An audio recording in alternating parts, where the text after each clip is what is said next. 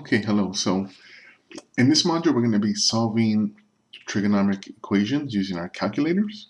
And that's going to involve using the inverse trig functions. So here's just a quick review here in this video of our three inverse trig functions: the cosine, arc, cosine, arc sine, and arc tangent. And then we'll do one basic example using the calculator.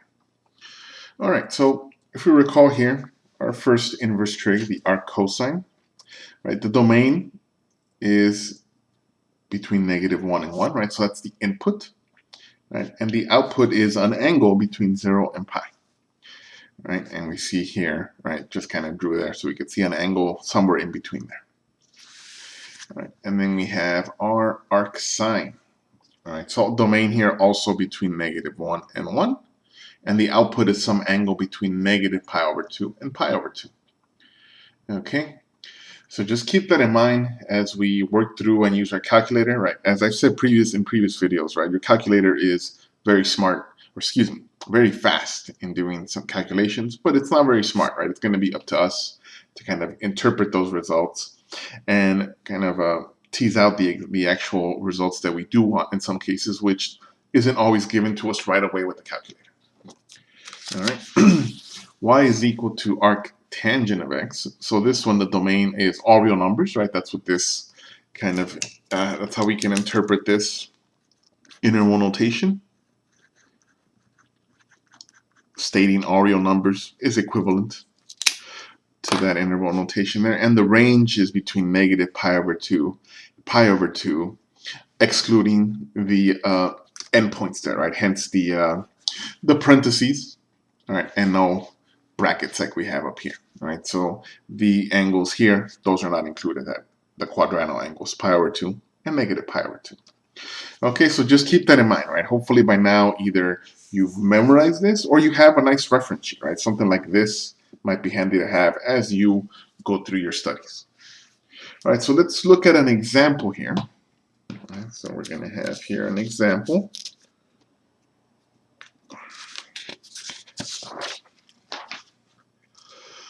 Solve the equation for theta between 2 pi and 0. Round the answer to the nearest hundredth. Okay, so here we have 2 plus tangent theta is equal to 4.24. All right. Okay, so in this case, I'm going to go and solve this. Right, my goal is to eventually solve for theta in this interval. Okay, now I can't use the definition of my inverse tangent right away, right? Mainly because we have this 2 added here, right? What I want is I want to have the trig function on one side and then some number value on the right. Now the first step in doing that is, well, let's reach to this 2 here, right? Let's subtract 2 from both sides. Okay, so doing that, that gives me 0. So we have tangent of theta equals to 4 minus this, that's 2. 4 minus 2, it's 2.24. Okay, and now this is what I want. All right, I have tangent of theta equals to 2.24. All right, so now I use the definition here of the inverse function in general. If tangent theta is equal to this, to 2 and 2400ths, that means that theta must be equal to arc tangent 2.24, right? Since the result here, right, 2.24 is a real number, so this is a valid operation. So this value does exist. Okay. All right. Now I'll take out my calculator. And we have, so let me make sure I'm in radians. I am in radians. So here, so we'll get second. So I hit the second button, and then our tangent right above it is the tangent inverse. Remember that the exponent of -1 is not an exponent like we think of it in algebra. When we're dealing with functions, in this case these trig functions, that -1 is meant to denote an inverse.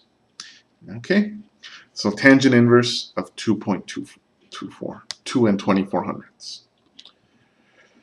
Plug that in, hit enter, and we get theta is equal to a value of 1.15. All right, so this is nice here, right? Because what I have here, I have my first solution, right? This definitely falls between 0 and 2 pi, right? In fact, I know from our range of the tangent inverse, this lies in that first quadrant, right? So that's 1.15. All right, but the tangent, right, is not only positive in quadrant 1, it's also positive in quadrant 3. Okay, so I need to find this angle here. All right, and yeah, that's where I say, like, the calculator can only take us so far. Right, now it's up to us to realize that and know how to calculate something like this.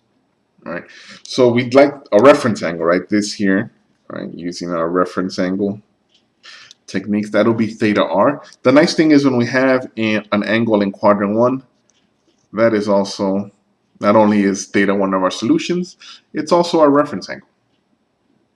Right, so to calculate this angle in the third quadrant, right, theta, let's call it 2, right? This one is our first solution. Our solution, theta 2, right, is going to be pi, gets us to this quadrantal angle here, plus, right, we're going more, farther past the second quadrant into quadrant 3, theta r. So that would be pi, since we're dealing in radians, so pi plus theta r, which is pi plus 1.15, or you can use 3.14 in this case since we are rounding to the nearest hundred. So pi plus 1.15, that equals to 4.29.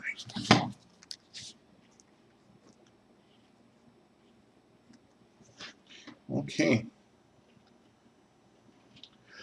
All right, and then here we have our solution set includes two angles, right? 1.15 and 4.29. Okay. All right. So that's how you would approach a problem here with our calculator involving the tangent. Okay, now in some cases, all right, let's go over an example here where we get a result that we're not really expecting, and how do we interpret that result? All right, so let's say here same idea for this example.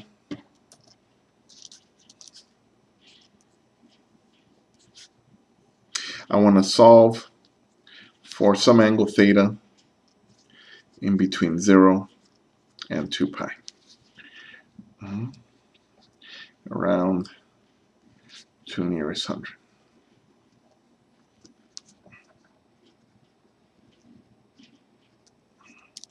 Okay, and let's say here we had the equation 7.58 equals to 3 plus cosine theta. Okay. All right, so I'll start again here for something like this. All right, we subtract 3. All right, so here this becomes 4.58 equals to cosine theta. Now, at this point, maybe you might be thinking, oh, this is a bit odd, right? If not, we might just kind of keep going and say, all right, if this is true, then what must be true is that theta has to be equal to arc cosine of 4.58. Okay, but at the start of this video, I said for the cosine, the domain must be between -1 and 1. Well, this is not in the domain, right? So this actually is not possible, right? And what does that mean? That means that this has no solution. Okay, now another way you can interpret this is we know that, remember, if we think of these when we started talking about equations, as two functions and we look at their graphs, all right, well, I know what the graph of this looks like. Cosine looks something like this, right, where this is 1 and this is -1. Right here, 1 period to 2 pi. Right, and then y equals to 4.58 is a horizontal line somewhere out here. So that would look like this. Right? And then we described that the solutions would be where they intersect, but as you see here, these are never going to intersect, right? This is going to be always between -1 and 1, and this is way up here. All right, so we could see right here, algebraically, while we can sure write this, but it doesn't make any sense, right? There's going to be no solution to this. Now, let's say you kept going, you didn't notice that this was out of the domain. So what you would do is you say, all right, well, let me just go ahead, take out my calculator, cosine inverse of 4.58, and then what do we get? We get an error, right? And it says domain, right? That's the error. The error is in the domain, right? But again, it's still up to you. Well, what does that mean, right? Well, how do I interpret this, right? Calculator, very fast, but it's up to us to interpret what the result is telling us, right? So here, what we would do is don't assume you did something wrong, right? Double check your work. Be like, okay, well, maybe it's me, right? Maybe I did something wrong. So I'll be okay. Let me just do a quick double check. No, that's right, right? I'll take my calculator out maybe this time and I'll say, all right, this is correct, right? I didn't make a mistake, right? So then what the natural conclusion must be is that there is no solution to this problem. Okay? All right. So thank you.